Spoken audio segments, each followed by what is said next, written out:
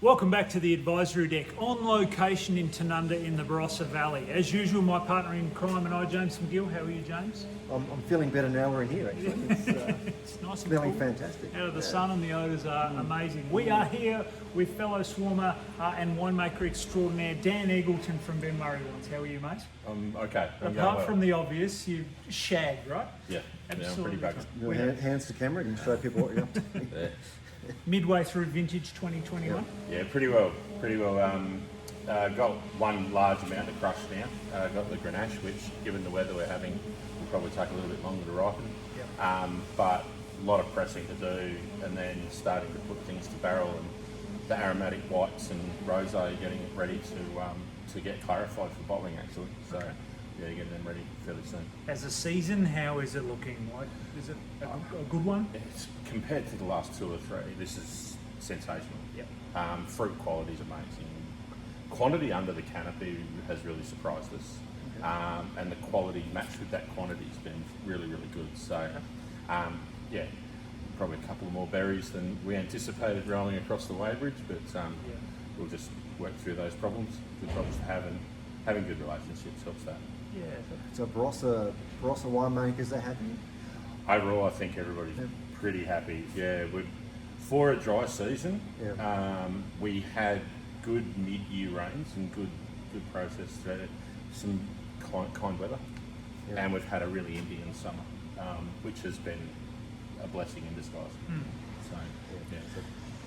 So pretty good. I know the Coonawarra guys aren't quite as happy. They've had some pretty average weather. Yeah, not getting as much. I'm hearing from the south it's going to be tough for those guys to get it right. From Claire, I've heard mixed reports on a lot of dry berries again, but overall I think they've had a good year. Riverland's had a pretty sensational, from what I understand. So, yeah. Dan, yours is a relatively new brand and growing sort of from a starting position there. Winemaking and Australian wine in general has had a challenging time, both climactically and now from an export position as well. Our market in China, there's challenges there obviously.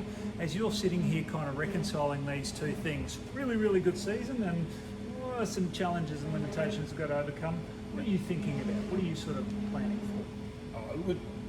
The complexities are real, and the complexities I think aren't fully understood by the broader scope. So as I stand here as a small winemaker, cockapoo, absolutely skipping around at night, having a great time, making great wine, fantastic. Overview, as somebody that sits on national boards in the wine industry that advises others, the warning and the caveat will be, beware what isn't known right now. The export decline into an area where there's been 40% of our national product go has to go somewhere. And I think the spin doctors are having a great time pushing out a message that says other markets will take it. Well, not other markets are ready, not other markets are capable. We still have a global pandemic, we still have economic crises. There's also been reasonable vintages in lower value producing areas such as South America, maybe. So be careful what happens back here in Australia. From Ben Murray's point of view, we're positioning ourselves niche, looking after our market, our marketplace. As an industry, I'll throw a cold spoon down the pants and say we really need to be taking heed of the moment now and understanding what isn't seen. And there are sheds of wine out there that will come into the marketplace. There's tanks full of wine that will come into the marketplace. The compression and devaluation will happen. And so I think there needs to be a really sober discussion about how we as an industry behave amongst ourselves, how we as an industry behave to the rest of the world, and across the various platforms within ourselves to take it forward out of this. The malaise isn't over yet. And take now that we've got major rain events on the East Coast, we've got issues with, as we said before, the Southeast, and Western Australia's not out of the woods yet. No. So I think that there needs to be some really sage discussion had within our industry about how we move forward, because obviously there's been mistakes made. If you were a winemaker that primarily pushes your product to market through the national supermarket chains. You don't control your supply chain. You don't have a direct relationship with your customers. Are you feeling more nervous now because of what's happening with the export markets or with the East Coast? Is that going to be a tough 12 months ahead? If I was that winemaker that relied on that avid routes market, I'd be pooping myself. Right. It's not a secure. There's 2 supermarkets or 2 chains that have been allowed to dominate the retail scene. They also own a massive proportion of their own shelf space. Doesn't weigh up well if I'm a winemaker in that small to mid-sized category, of which is the bulk of our industry, trying to make a quid there. It's a really interesting challenge. You know, we talked with Beck and Richard Hardy a couple of months ago about balancing the need to keep cash flowing through an organisation while preserving the integrity of a brand and not underselling what you have, the realities of employing staff. It's not just about pressing grapes, is it, mate? There's so many decisions that are going through your head right now. Seriously, winemaking's the easiest bit. Yes, right. Sorry, all winemaker friends of mine. As much as it's long hours and it's arduous, it's 3 months, and the first wines were made accidentally. So let's not overcomplicate this terribly romantic part of the year. Romantic for us, not so much you. The hardest bit is selling, is keeping relationships, is finding the niche. Well, there's not that many niches in the world. How nichey can you be? How many routes to market can you have? You know, everybody's going to be told the same message. Yes. That doesn't work. Yep. So the realities are that we've got an environment where possibly we've got too many producers. Possibly we make too much wine for what we do. That's part of that sober discussion. We've been through an era, how many years ago? 20 years ago, we started pulling out en masse vineyards across the country. We were growing. Well, that'd be 35 years ago. Now. Yep. Jeez, okay. Yep. So en masse, there were beautiful vineyards being ripped out of the ground. Yeah, and we saw them here in the Barossa, notably. Yeah. Are we looking at a potential period like that again, where we've just got too much of what is fantastic vineyards, but are there too many of them? I think there's a spot. There's a spot for a grapevine. There's a spot for a cow. There's a spot for grain. We need to have that. We also need to have controls and measures. I don't see too many bakers owning the paddock to grow their grain, to make their bread. I don't see the brewers owning the paddock to grow the grain to make the beer. How are we able to have the end seller at such a massive amount holding the vineyard? Okay. So there's been a lot of that discussion that we've had. I think, yes, there are grapes grown in areas that shouldn't be. And even in this region, I believe fully. And that's something I've been public on, and I'm more than happy to stand by that. I don't think we need a vine pool scheme, because we don't need people rewarded for making dumb mistakes.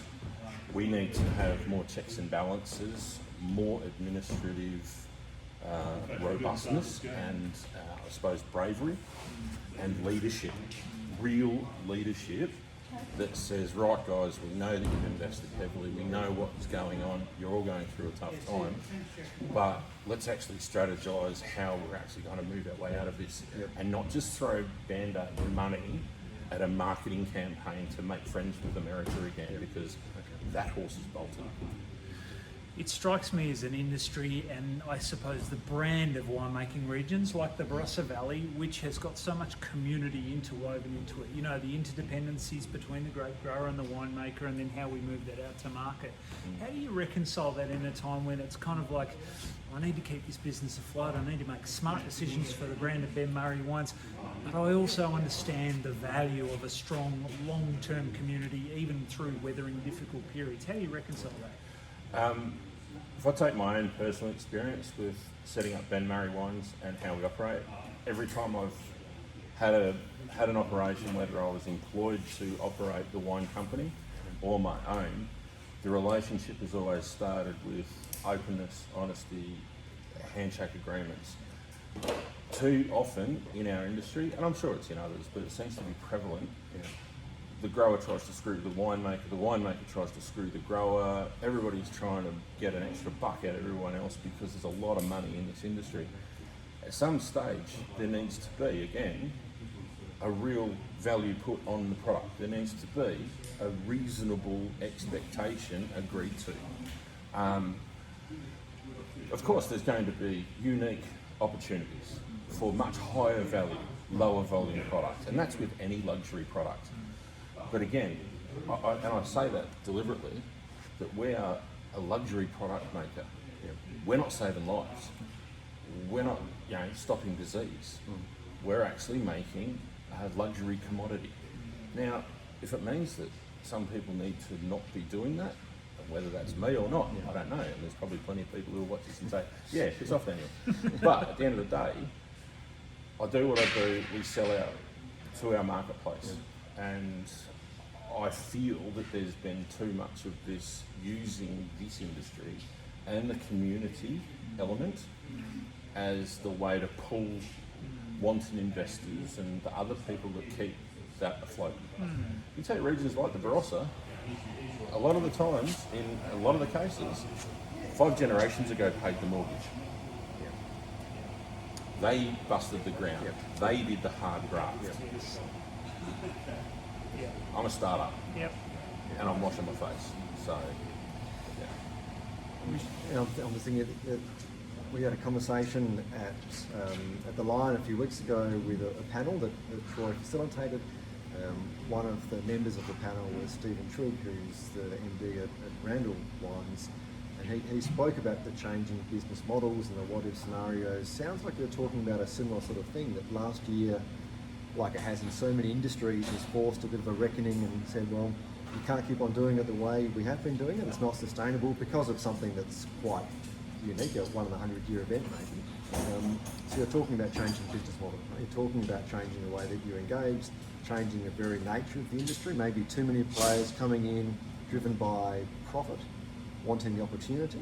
And maybe you're thinking that's going to get flushed out in the next couple of years as people go, well, that's not sustainable, there are too many here for the wrong reasons. That's what you're thinking. I think so. It could probably be put down to policies of 20 years ago where there was an influx of investment that was driven by tax advantage. This is multi-generational. I come from a 3rd-generation grape growing family. My kids want to take over. My son is working in an environment that allow him to come back with excellent business acumen in agri-sciences and in finance and business management to come back and be a winemaker. So it's those sorts of things where we've got to set those patterns of understanding on that sun doesn't shine every day. And I think when you're talking public entities owning agribusiness, owning luxury agribusiness, sort of doesn't fit. And with the news of late that a very, very large public company is being considered for takeover by a very, very large private family-owned organisation, that might be the start of that tipping point. But again, I go back to regulation, I go back to authoritative leadership and robust leadership. Well, Dan, I don't know about saving lives, but you're certainly improving them, and the quality of the product at Ben Murray Wines is exemplary. And I don't know about washing your face, but you should certainly wash your hands. They're getting very red, my friend. It's only going to get worse. They're actually clean. They're clean. I did wash them. So. The calibre of what you make and how you go about doing it in a really challenging environment is exceptional. So check out Ben Murray Wines here and get behind local South Australian and Australian small producers who do improve lives with what's in these wonderful barrels. Mate, I know you've got tanks to flush out, so I'm going to let you get back to it. Really appreciate you coming on. Thank you so much. No, thanks, guys. James, thanks for being on the advisory deck. We'll see you next time, hopefully in somewhere as cool as this. Thanks.